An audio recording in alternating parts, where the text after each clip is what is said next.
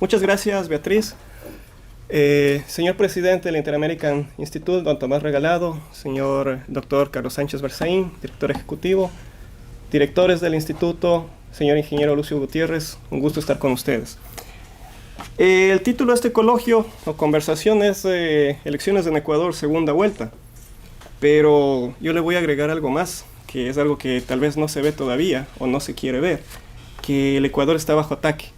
Y esto yo lo vengo diciendo desde el año 2007, cuando empezó toda esta novelería en el Ecuador de este supuesto salvador Rafael Correa, que venía de la mano de Hugo Chávez, que venían a salvar nuestros países de todo lo malo que había antes, y ellos eran los únicos bendecidos, y aquí hay un punto que eran los únicos bendecidos por Dios para hacer el cambio.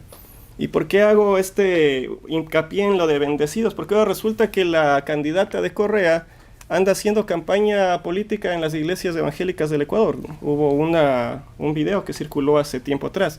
Yo trabajé de cerca con las iglesias evangélicas y avergüenza un poco ver ese tipo de actitudes. Pero retomando un poco el tema, porque me quedan 3 minutos. Yo quiero poner un poco de contexto. Ya me bajaron a 2. Yo quiero poner un poco de contexto. ¿Por qué está el Ecuador yendo a estas elecciones de segunda vuelta? ¿Por qué está como está? Y volviendo un poco tenemos que volver al año 2007. Todo empezó con este cambio de constitución, la nueva constitución. Si queremos hacer algún cambio, señor ingeniero, hay que cambiar la constitución. No podemos estar con enmiendas, porque estamos viendo lo que está pasando ahora con el Consejo de Participación Ciudadana, que fue un elemento en esta nueva constitución, donde hay incluso varios dirigentes que pertenecen o están relacionados con el partido político de Correa, lo cual es ilegal. Esa es la constitución que nos dejó Correa. ¿Qué más nos dejó? La salida de la base de Manta. ¿Qué más nos dejó? Las cedulaciones ilegales. Todos recordarán que en el año 2008, más o menos, un poco más, empezaron a haber videos que circulaban de cómo se hacían cedulaciones en la frontera. No se sabía de quiénes eran los autorizados para hacer ese tipo de entregar cédulas de extranjeros que no se sabe a qué venían al país. Todo esto va de la mano también con la Constitución, con el tema de la ciudadanía universal. El socialismo del siglo XXI trabajó incansablemente para eliminar el pasado judicial de quienes migraban al Ecuador. De esto ya la gente se olvida. Pero todo tiene contexto con lo que está pasando ahora. ¿Qué significa esto de eliminar el pasado judicial? Significa que si usted era ladrón, narco, asesino, podía entrar al Ecuador libremente. Y esto lo pusieron en la Constitución. No es algo que me estoy inventando. ¿Qué más está pasando en el Ecuador? Hay violencia y desaparecidos. Todo este tema de la violencia, y está documentado, empezó a raíz del año 2007 con la llegada del socialismo del siglo XXI al Ecuador. Y esto lo pueden ver, no es algo que me estoy inventando, está en los medios. Las desapariciones de personas empezaron a aumentar a raíz del año 2007 cada vez en cifras más altas. Estamos llegando ahora, incluso en estos 2 últimos años, tenemos 13.130 denuncias por extorsión en el país, en un país que antes se consideraba una isla de paz. Se habla de que hay 22 desaparecidos por día. Salió una nota en el Diario Expreso, creo que ayer o antes de ayer, a este respecto.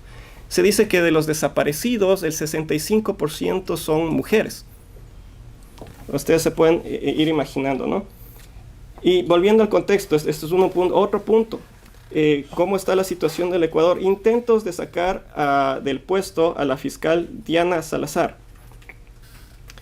Hay varios casos, y esto es increíble ver cómo las instituciones del Ecuador están paralizadas cuando hay un prófugo que está a veces en Bélgica, a veces está en México, a veces está en Venezuela, atacando a la fiscal del Estado para sacarla de su puesto. Me quedan 40 segundos. Todo esto nos lleva a la situación de hoy, que es con lo que quiero concluir nada más. Todo esto, y uno de los factores, es el Consejo Nacional Electoral. Vamos a una segunda vuelta con un consejo electoral que es dudoso. El señor Walter Spurrier hizo un video reciente donde mencionaba de que hay cifras que no calzan. Aparentemente habrían más de 800,000 votantes fantasmas en el padrón del Ecuador. Existen varias auditorías al CNE, las mismas que no han sido dadas a conocer a la ciudadanía. Yo tengo aquí algunos extractos de estas auditorías que nos indican que el sistema del CNE no es confiable. Eso, para concluir, simplemente que quede en constancia todos estos puntos del contexto en el que está el Ecuador, y en eso vamos a la segunda vuelta. Muchas gracias.